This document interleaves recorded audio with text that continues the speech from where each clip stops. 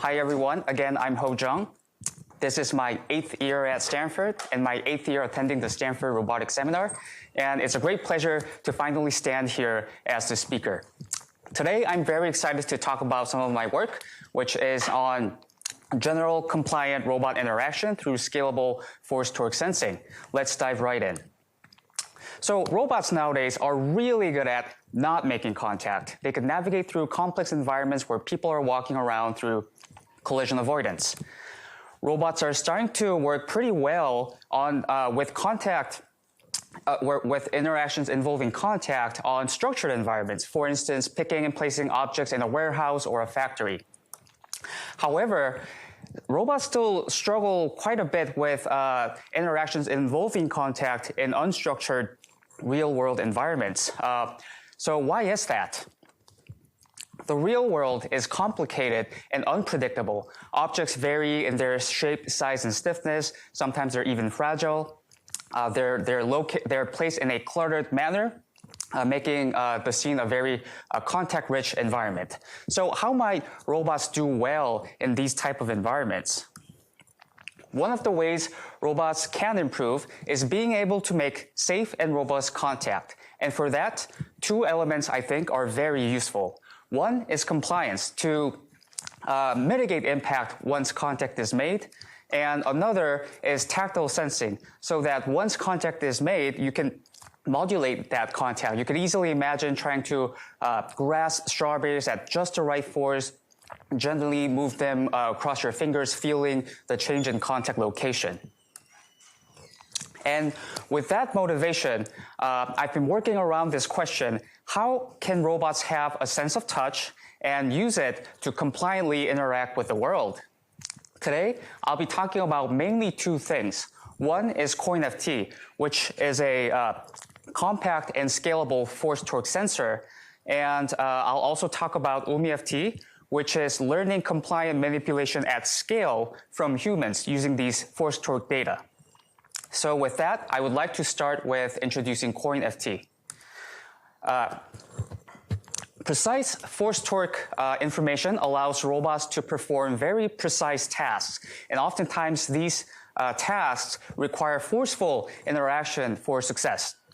For instance, performing surface treatment on a car frame or assembly tasks in a factory, they all require very forceful interactions.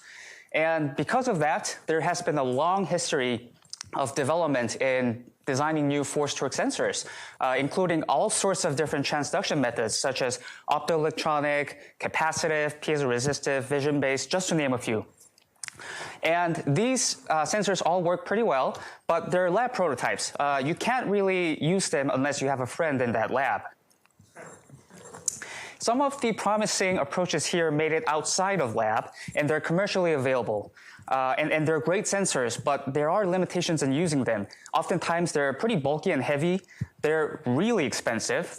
Some of them are tens of thousands of dollars. Even the cheaper ones are usually over $1,000 per sensor.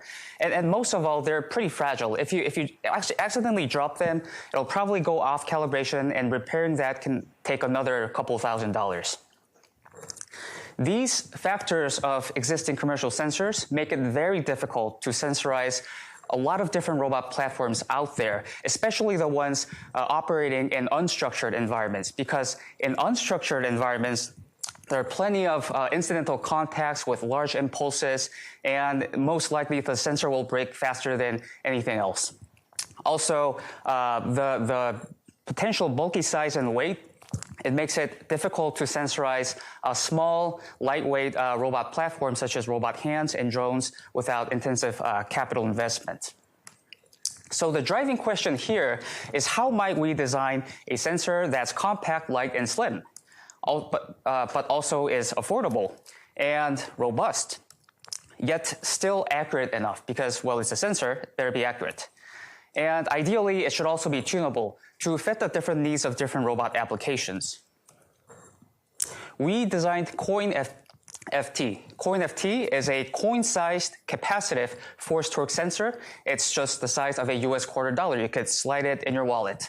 It's also super light, only 2 grams. And the design is really simple. It's two PCBs with specially designed comb-shaped electrodes stacked together, connected with an array of silicon rubber pillars. And underneath the stack of PCBs, we have a shielding layer. But to sense 6-axis force and torque, all you really need is the two rigid PCBs. So how does a sandwich, a pair of a rigid PCB, become a 6-axis force-torque sensor? While there's only one physical pair of PCBs, we leverage the innate capabilities of the microcontroller we're using to actively reconfigure the electrodes internally to switch between different modes. For the sake of time, I won't go deep into the details here, but basically we reconfigure the electrode such that it switches between modes where it's sensitive to different inputs in shear forces, normal force, moments, and such. What really governs or what really causes the signal patterns in CoinFT is the change in relative pose between the two PCBs. And what controls that change in relative pose is the dielectric layer in the middle. And by tuning the mechanical properties of this dielectric layer, you can fine-tune the performance of CoinFT as well. Again, for the sake of time, I won't go too deep into the details, but basically, if you have a compliant dielectric layer, the CoinFT will be sensitive, but you won't be able to sense very large forces, and vice versa. If you have a stiff dielectric layer, CoinFT is not as sensitive, but you could sense large forces. And there are a number of different parameters you can tune, not just the width of the silicon rubber pillar, but also the material properties, the pattern of the pillar, the number of pillars. You could also tune you can selectively tune the stiffness across different axes of force and torque as well. So how does CoinFT perform? Right now, what you're seeing here is a live plot of sensor readings from both CoinFT and an ATI sensor. It might not be very clear, but there are two lines juxtaposed together. There's a dotted line and there's a real line, and they almost completely overlap, meaning that for this given force range, CoinFT is almost as good as an ATI. The black sensor you see down there is the ATI, which is more than $10,000. CoinFT is only less than $10, but that's, of course, assuming my labor is free. It's just the material cost. CoinFT is also very robust. You could hit it with a hammer and it still gives you very reliable readings thanks to the very simple design of two rigid PCB with a compliant layer, which really is good at absorbing shock. Even with a hammer hit, it gives you very reliable readings. This is super important for robots interacting in unstructured environments because, like I said, unstructured environments, there are incidental contacts, large impulses, crashes. CoinFT can survive that. But CoinFT is not perfect. While it's very robust in the compressive direction, it's not as robust in the tensile direction. You could imagine that CoinFT is like an Oreo cookie. If you try to pull off the cookies apart, at some point it will peel off. CoinFT can also delaminate with very large tensile forces. So again, 6-axis force-torque sensors exist out there, but they're expensive, fragile, sometimes too bulky to use for different robot platforms. But these combination of features of CoinFT, making it compact, lightweight, robust, and affordable, really unlocks a lot of different robot interactions. One very good example, I think, is drones. Drones can be very versatile. With some careful teleoperation, you could also do some contact-based tasks as well. For instance, you could fly it off the cliff of Hawaii to collect some really rare plant samples, or you could fly it off in a tall skyscraper to clean the window. It's something very dangerous if an actual human would do it. And ideally, drones could do this autonomously.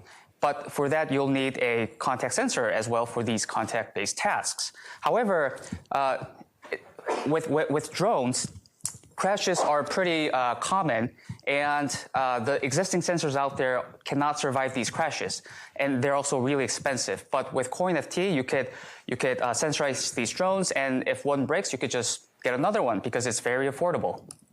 So with my wonderful collaborator Junan, we explored forceful interactions using drones. I'll save the details, but we have a custom drone setup with a end effector mount equipped with CoinFT. You can swap different end effectors, whether it's a contact tip or a package of sensors. And we designed a attitude-based force controller. If you're not too familiar with the term attitude control, it basically means you're not controlling the drone based on set positions. It means you're controlling the direct thrust on the motors and the orientation. It's basically like force control almost.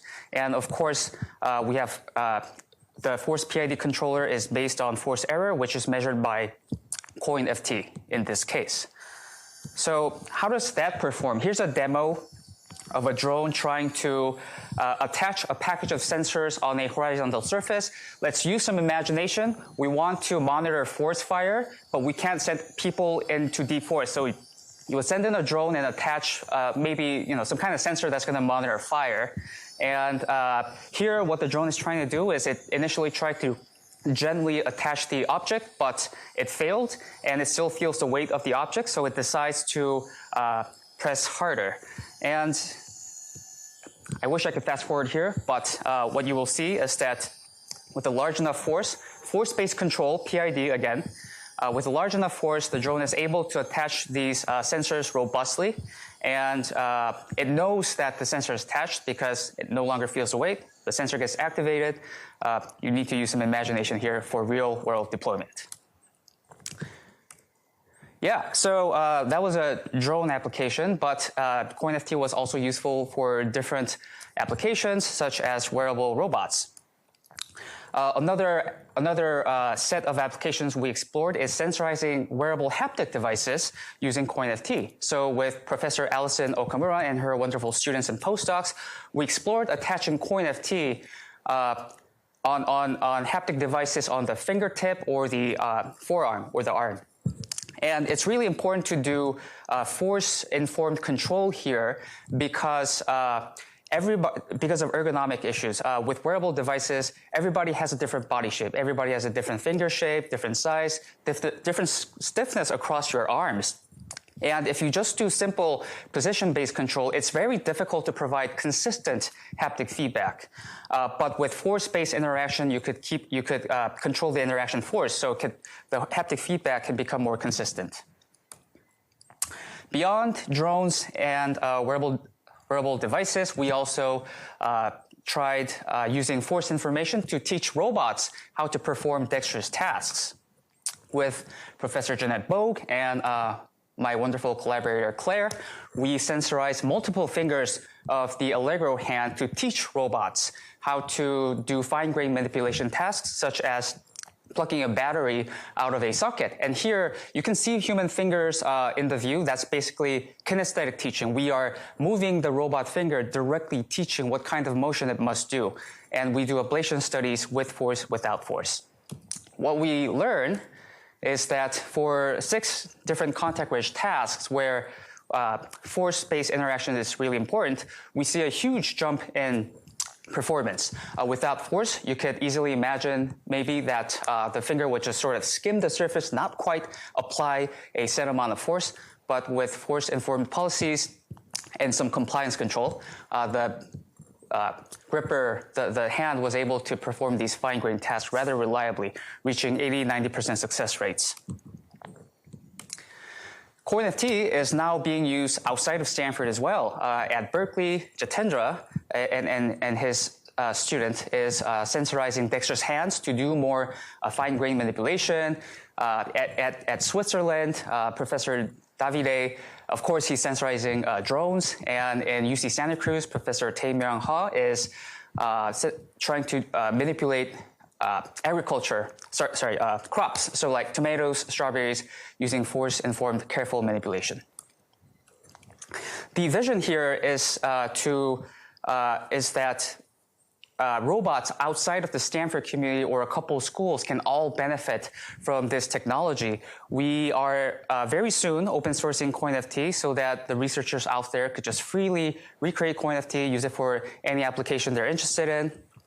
But we also envision that future robot products out there, probably those are the ones interacting in our homes doing tasks. They should be able to have these, affordable force-torque sensors as well. So we are patenting this technology, and whoever wants to make a product out of it will have IP protection. So we talked about CoinFT and how the force-torque information can benefit different robot interactions, but and not surprisingly, having force-torque information is better than not having force-torque information, but having that information doesn't necessarily guarantee that the robot will make the most out of that information. Tasks require different levels of compliant behavior and applied force across different phases of the task.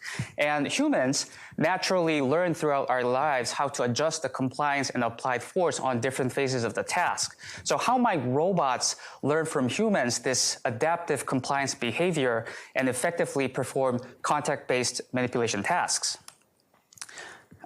So that brings us to our next topic, UMI-FT. Lately, there's a very active emergence of all these robotics companies promising that the mundane household tasks will soon be automated. And if you just look at the YouTube videos and the LinkedIn posts they share, it almost seems like maybe by next year we'll have these robots doing our dishes at homes.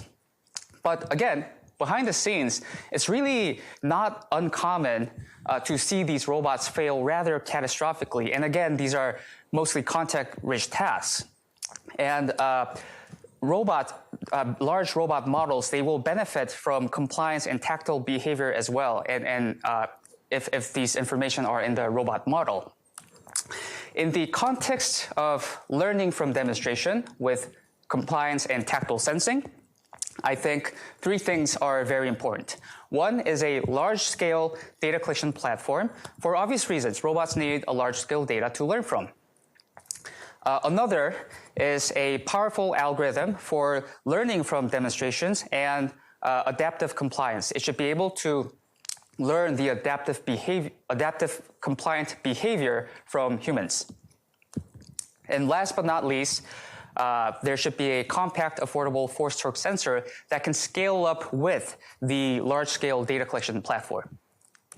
And with this motivation, there has been a lot of work recently combining tactile sensing and robot learning. And these are all great work. I learned so much from them while reading them, but they don't quite hit all the three requirements I just mentioned. They're either not very scalable, they don't adapt the compliant behavior, or sometimes they're just too fragile. At Stanford, we happen to have all of these three requirements. We have the Universal Manipulation Interface, or UMI, as the large-scale data collection platform. Really quickly on UMI, if you guys are not familiar with it, it's a handheld device equipped with a GoPro camera that collects vision and post data from a human demonstration. And using this demonstration data, robots can learn dexterous tasks such as washing dishes. And the idea here is that because it's a portable, low-cost, scalable device, you could collect large-scale robot data easily anywhere you want. And for the powerful algorithm, we have the adaptive compliance policy. I'm going to call this ACP from now on. And for a little bit of context, compliance control allows robots to behave like a spring. And compliance control is really cool, but it has trade-offs. If the robot is compliant, it can make safe contact because it's behaving like a spring. But the downside is that you lose tracking accuracy. So there has to be a balance between these two, but and hence adaptive compliance is very important. What ACP allows robots to do is to learn from force data where to be compliant and where not to be compliant. So from kinesthetic teaching, if you use ACP, a robot can learn when wiping a vase to be compliant on the contact direction while still behaving pretty stiff on the lateral direction so that it could track the contour of the vase accurately. And last but not least, for the scalable force-torque sensor, we have CoinFT, which I just talked about. And as a postdoc in Shran's lab, I've been working on combining all these three puzzles together, and we call it UMI-FT, UMI with force torque sensing. And this is UMI-FT. This is a modified version of the original UMI. It now has an iPhone. The iPhone gives you vision information, depth, pose for free. And each of the fingers are sensorized using the CoinFT sensors. So there is finger level 6-axis force torque sensing. Here's how a demonstration would look like.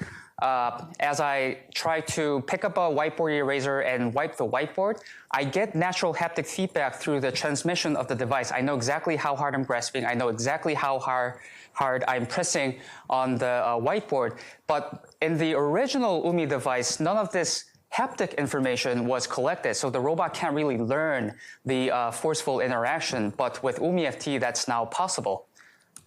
So here's the raw data from UMI-FT. You can see how the iPhone gives you vision, depth, and pose. And on top of that, from the 2 CoinFTs on each fingers, we know exactly how hard the object is being grasped. We know exactly what force is being applied to what direction. And of course, UMI-FT is also a scalable device. It's a portable device, so you could collect data anywhere you want, anytime. And it's a scalable way of collecting multimodal robot data. So using the multimodal data we collected, we trained an enhanced version of the adaptive compliance policy. And what we see is that the robot was able to learn from my demonstrations, not just the trajectory, but also the forceful behavior. You could tell from the video a little bit, and mostly from the force data, that it is indeed grasping fairly hard and pressing really hard. And for this task whiteboard wiping, it is really important to apply a firm force to do a clean wipe, because otherwise there's always this residue remaining on the whiteboard. Our policy was able to generalize for different environmental perturbations using the multimodal data to perturbations such as different table height, different and relative board height, different eraser shapes. So we also had a narrower eraser or different drawings, and these scenarios are all out of distribution. They were all not included in the training data. Now, what's really interesting, I think, is what happens when we start removing some of these key components of our method. So we've done some baseline comparisons. On the top left, you see where the force information is still used, but there's no compliance control anymore. So what happens is that the robot is no longer able to quickly adapt to the contact force. So sometimes it would just ram onto the surface. It's no longer that reactive. Another failure mode for the same policy is where sometimes the robot is lucky with the contact force, so it can wipe well, but some other times it'll still make contact but not press hard enough. So there's always this residue remaining on the whiteboard, because you really do need to press hard for a clean wipe. And that's what compliance control, a low-level compliance controller enables the robot to do with force torque information. On top of that, if we remove force information completely, the robot also starts failing to grasp the eraser, because the grasping motion is also controlled based on force usually. But here, you're seeing that the gripper is overfitting to the width of the gripper from the training data. So controlling the gripper based on contact force allows some level of generalization in grasping different objects. And I think one of the most interesting comparisons is where we use a contact mic for the tactile information, which is a method a lot of people use these days. With contact mic, basically you're hearing the sound of the contact. It gives you very high quality dynamic information, but it doesn't give you a static information. Once you make contact and remain in contact, there's no sound, no information from the contact mics. And not surprisingly, with contact mic, the robot succeeds in making contact, but it either it usually just rams onto the surface of the whiteboard, and it triggers a safety limit. Another interesting task for forceful interaction is skewering zucchini. And here, force torque information is really important because you do want to make sure you're holding on to the zucchini firmly while performing this insertion. Otherwise, it can't overcome the contact force and the zucchini will slip off. So here's exactly that case. Once we remove the force information, the zucchini slips off from the grasp while trying to puncture the skewer. Another very interesting contact-rich forceful task is inserting this light bulb onto the socket. Here, you can see that there's a bayonet pin as a connector. And if you imagine, when humans do this task, we don't carefully look at where the slot is, and we don't carefully align the pin. We just naively make contact and rotate the bulb until there's an alignment, and we know that through our sense of touch. And that's exactly what the robot is trying to do here. Make contact, just rotate, insert. And not surprisingly, as we start removing compliance, the robot is no longer regulating the contact, and sometimes the bulb just overshoots. It just rotates beyond the slit. And other failure modes include, as we remove the contact force information from the policy, the bulb slips out from the grasp while it's trying to insert.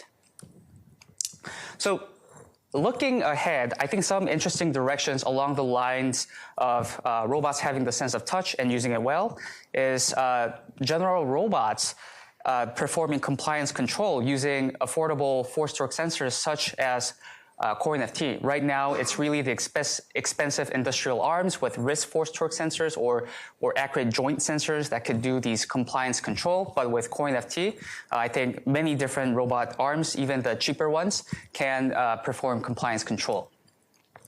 Also, there could be a more scalable way of collecting multimodal data. I imagine that, UMI-FT was one of the attempts, but I imagine that the future robots will, when they're performing these dexterous tasks, they're probably going to have more than 2 fingers. And in order to collect forceful data for these robots with multiple fingers, maybe a different form factor of a data collection device with tactile or force sensors are needed. And despite all this effort, I think there still will be a gap between the availability and just vision post data and multimodal force torque data as well. And it's an interesting question to ask. How do we bridge this gap? How do we make the best out of all of these existing data? So some of the interesting directions, I think, are fine-tuning existing large vision models with tactile information or training some kind of residual policy. So with that, thank you for listening. I think we're out of time, but I would like to take some questions. Thank you.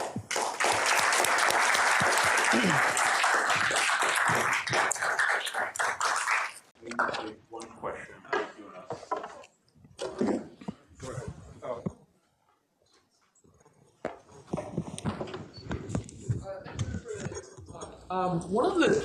I have a question about how the information in the UMI system interacts with the contact power that CoinFT gives you. Because the whole point of, or one of the major points of having that GoPro look at the compliant fingers is that you can get a sense of deformation, force, getting that width of the eraser just right. What is it that, what is the magic step that CoinFT gets you for that? That is a wonderful question. So it's true that in the original UMI, you can visually infer some level of force. It turns out it's a very noisy data. It's very hard to get an accurate sense of what the exact contact force is. That's one thing. And the benefit of having multi-axial force torque sensors such as CoinFT is that it really does allow you to perform compliance control. You can't do compliance control with vision-based force sensing from the UMI originally. With multi-axial force sensing, you can do compliance control, which really allows robots to make safe contact.